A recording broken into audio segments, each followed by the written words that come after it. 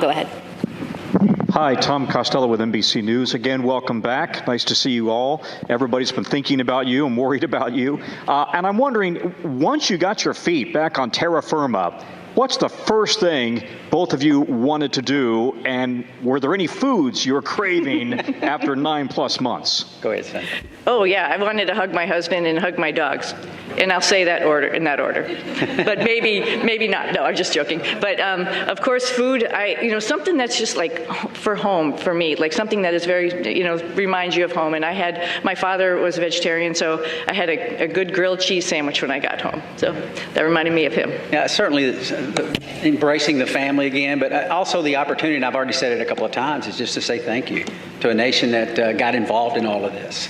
It makes it special, not just for us, but for I think our nation as a whole. So thank you. All right, we'll take our next question right here in the front row.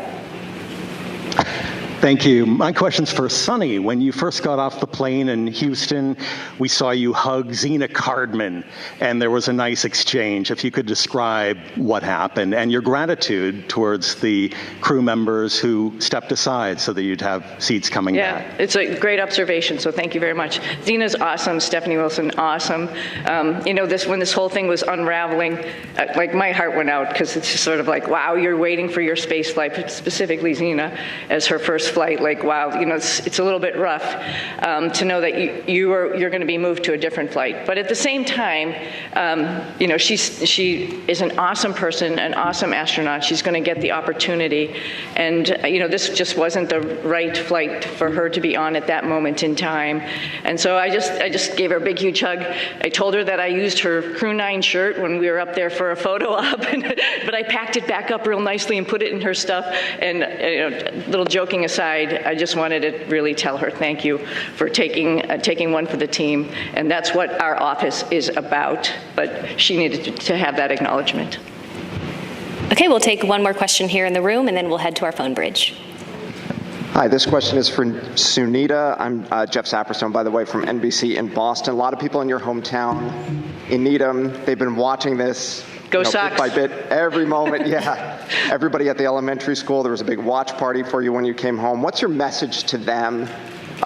They've been so anxiously awaiting for you to return. Oh, well, I'm back.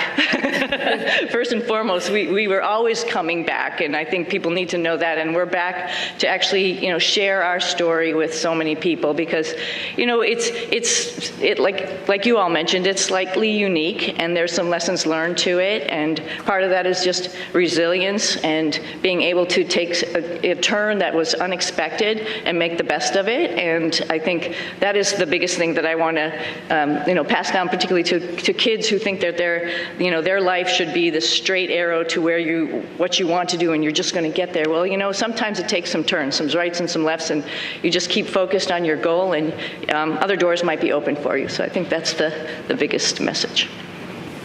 All right, we'll head to our phone bridge. Our first question there is from Marcia Dunn with the Associated Press. Welcome back, everybody. Butch, this question is for you. Where do you lay the blame for your Starliner test flight? Clearly, Starliner was not ready